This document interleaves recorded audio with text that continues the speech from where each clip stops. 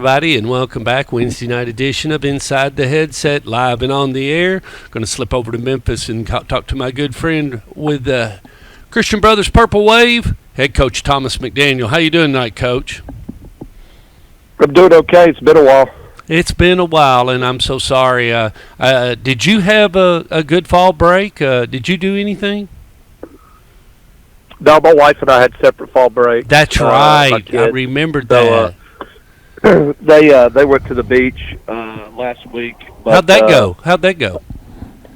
It was great. The three of them and my mother-in-law went, and then the weekend before that, I was able to take them camping for a few days. So it wasn't wasn't a long one, but it was better than nothing. Hey, you took care of business, and that's what it's all about. Family comes first. Well, Coach, you're sitting at 4-4, and you've had some tough losses. You've lost to some high quality teams, and took one on the chin Friday night from MUS. Talk a little bit about the game and where the Purple Wave is. Yeah, we're 4-4. We're where we deserve to be, and played really well early against Brentwood Academy. 10-0 with 3 minutes to go in the half, and it was 28-0 at halftime. So, the last 3 minutes in the second quarter against Brentwood Academy was three of the craziest minutes I've ever been involved in. But I think that kind of spiraled some things out of control. We were able to put a drive together in the third quarter against them and get some momentum, and then got the ball back again and threw an interception for a touchdown, and that kind of, was all she wrote for that game. But, did we have a hangover leading into the MUS game? I don't know. I don't think so. We had a turnover in the first drive, scored first play on offense, 7-0 within like a minute and 20 seconds of the game. 14-14 at half, and did some good things on offense. Did some good things on defense, but they really held on to the ball, and it was kind of like they flipped the script on us from what had happened in years past. We're a little bit more 50-50, throwing the ball more than normal, and they're running the ball more than normal. And, they had a drive of, I believe, 23 plays, a drive of 17 plays, a drive of 14 plays, and they had, which in a high school football game is unheard of, and then they had 15 third down conversions. Oh, my goodness. Which is yeah. So, yeah, man, it's just, at the end of the day, we're trying to beat MUS and Christian Brothers, or Brentwood Academy and Christian Brothers. We can't play the opponent. We got to play ourselves and the opponent, and that's not ever a good thing. And, the good news for us is we're about exactly where we were last year at this time. And, we were able to figure some things out and get it right before the playoffs. But, that's where we are. Well, and, you got Memphis Central coming up. They're 5-3. You're away. But at the same time, as you watch the season come along, what has been some of the high points as far as where you felt like you've grown the most? Is it in your defensive backs? Is it where do you think you're better at than where you started from? And when you look around the field. Well, I think before we got to the fourth quarter of the Brentwood Academy game, I thought we had made a ton of improvement on defense, and we played great against Briarcrest on defense most of the night, with the exception of about 4 minutes in the fourth quarter against them. We played outstanding. Played really solid against Pure, and had really, honestly, again, it was 10-0 going into 3 minutes and change in the second quarter against BA, and our defense had played outstanding. And we had two block punts in the second quarter against Brentwood Academy, one for a touchdown, and one fumble recovery for a touchdown. And that's unheard of. Where you convert on two special teams recoveries of that's good stats, Coach. Yeah, but again, I mean, they're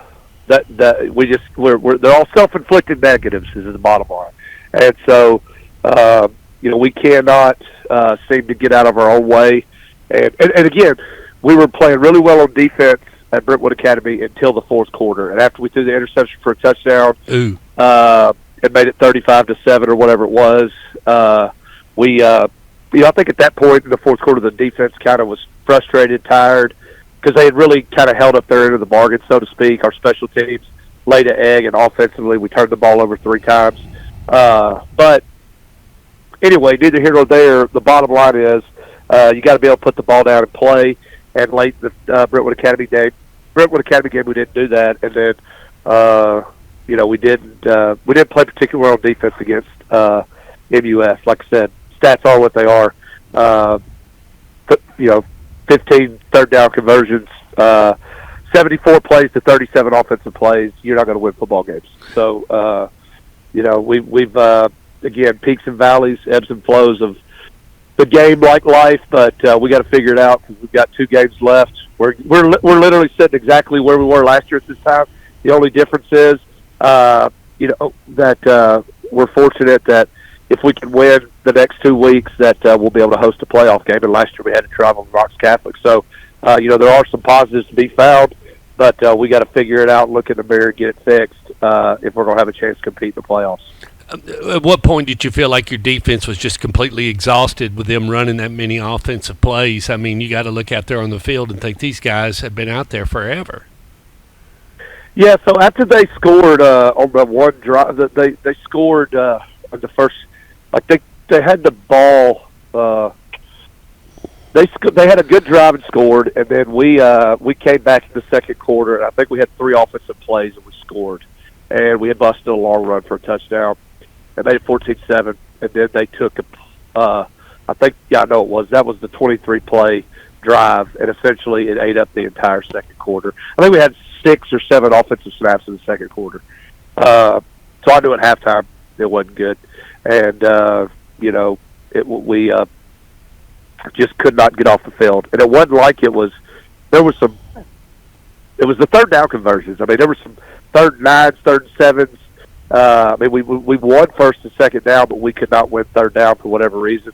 And again, ultimately, we got to have a better plan, and we got to execute a better plan. We got to put together a better plan, and we got to execute it. But yeah, it's frustrating because we lost to our rival, and in my opinion, it was a game that it was about what I thought it was going to be. We were 2 very evenly matched football teams, and they made a few more plays in the end, and a lot of that came down to 3rd down conversions.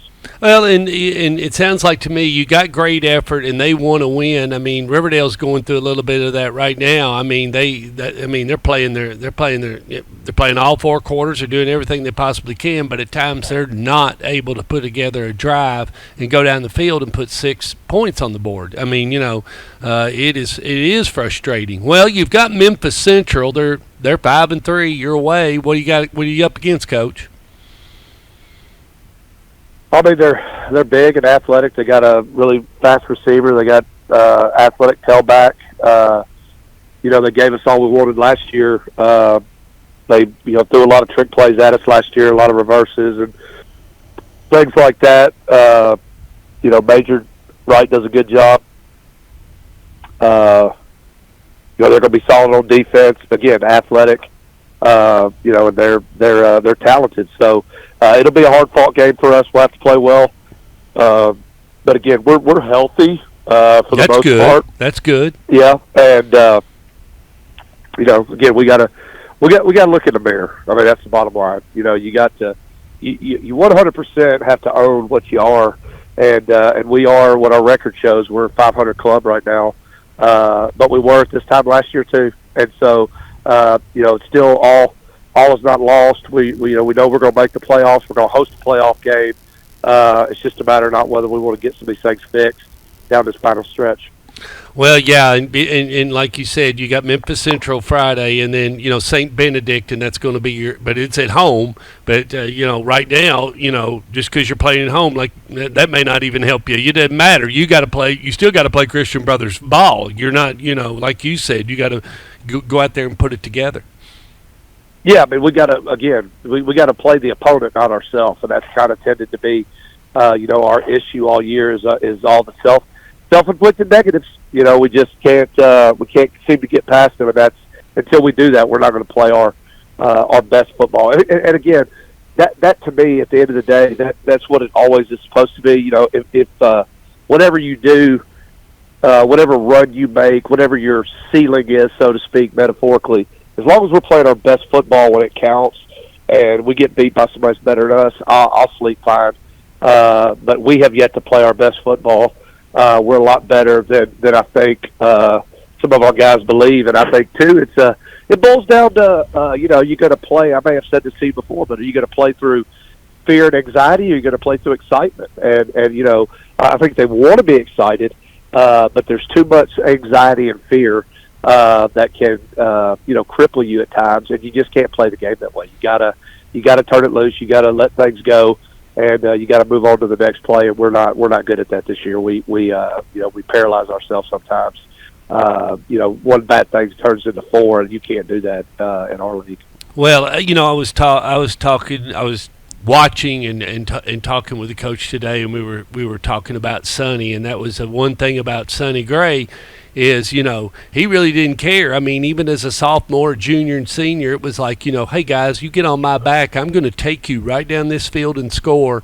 And if you don't believe me, you just watch me. I mean, I can sling it all around. Just follow me. Just do what I say, and we'll get there. And he didn't really worry about, all that other stuff. He just went out there and played. And, and sometimes you just got to do that, don't you? I mean, you just got to say, hey, man, all this other stuff, I got to do my job. Yeah, and again, it is a game. You gotta play the game. You gotta have fun. You gotta enjoy it. And the best players that I've ever been around, most of them, loved it. Like, it was fun, and they played having fun. And so, you talk about Sonny. For me, when I think about somebody that was Jack Jones, epitome of going out. Yeah, Jack was that way, but I was blessed to have a lot of guys like that at Oakland. But Dave Thomas was that way. He was on Friday nights when the lights were on. You were going to get his absolute best. Oh, you were. And so anyway, it comes in all shapes and sizes and whatnot. But you just gotta go play, and we tend to play, like I said, through fear and anxiety. And I honestly, I address it. We talk about it. We try to build them up and get them to Fridays and make sure they feel good about. We got great kids. I mean, that's the thing that's frustrating is we got great kids. They want to do well. They're pleasers, but you're never going to reach your full potential if you're worried about messing up. You gotta go have fun, and you gotta play with a certain amount of fearlessness. If you don't do that, you're never going to reach your ceiling. Well, and I appreciate you, Coach, always being on inside the headset, and you tell it like it is. But it's reality. It's the same thing even in your job. If you're timid in your job and you never try anything, or you never, and I don't mean take a risk where you're going to get yourself in trouble, but I mean work harder. Try to figure out different ways, whatever it is that you're doing. You will get better even at your job, whether you're selling real estate or you sell tower space or whatever it is you do, or teach school or whatever. It's about what you put into it. No doubt. Yep. That's kind of the formula that I've always lived by. And, again, our guys work hard as hell. It's just a matter of whether or not they feel like, hey, we deserve this. And there is something to be said for, you talk about Sonny or any other great player that you've ever seen. There's a certain amount of moxie that goes into, you can't create that. You either got it or you don't. Oh, look, I'll agree. I'll agree. Yep. And so, I've said it to him before. I don't know if it was Gandhi or what, but, if you're going to be a Bear, you might as well be a Grizzly. And so, that right now to me is kind of the missing ingredient. We got it in us. We just, we've yet to bring it out. Well, Coach, we wish you the best of luck again on the road against Memphis Central, and we hope to talk to you next week on Inside the Headset. All right, Stuart. Appreciate you, brother. See you. Bye.